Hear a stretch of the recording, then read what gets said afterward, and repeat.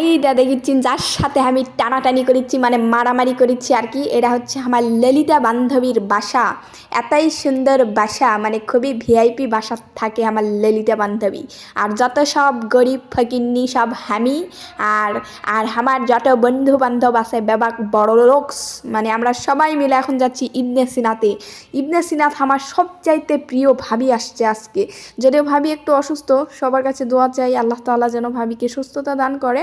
আর ভাবির সাথেই মূলত সবার আগে দেখা করার জন্য আসছি।